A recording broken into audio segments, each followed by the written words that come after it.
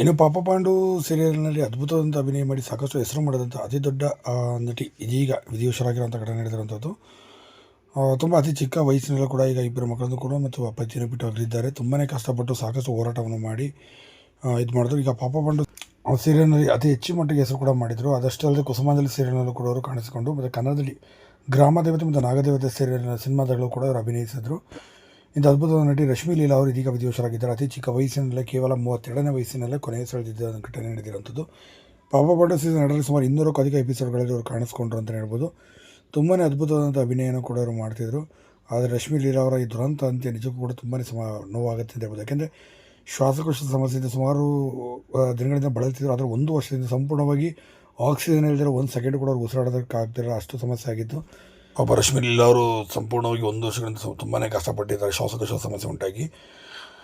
ಹಾಗೂ ಸಾಕಷ್ಟು ಒಳ್ಳೆಯ ಅಭಿನಯವನ್ನು ಕೂಡ ಮಾಡಿ ಒಳ್ಳೊಳ್ಳೆ ಸೀರಿಯಲ್ ಮತ್ತು ಸಿನಿಮಾಗಳಲ್ಲಿ ಹೆಸರು ಕೂಡ ಮಾಡಿದಂಥ ಅದ್ಭುತವಾದ ನಟಿ ಅಂತ ಹೇಳ್ಬೋದು. ಸದ್ಯ ಇಬ್ಬರು ಚಿಕ್ಕ ಮಕ್ಕಳನ್ನು ಬಿಟ್ಟು ಪತಿಯನ್ನು ಕೊಟ್ಟು ಬಿಟ್ಟು ಹೋಗಲಿದ್ದಾರೆ. ಸದ್ಯ ಅವರ ಪತಿ ಇದನ್ನು ವಿಚಾರವನ್ನು ಸೋಷಿಯಲ್ ಮೀಡಿಯಾದಲ್ಲಿ ಹಂಚ್ಕೊಂಡಿದ್ದಾರೆ. ಇವರ ಆತ್ಮಕ್ಕೆ ಈಗ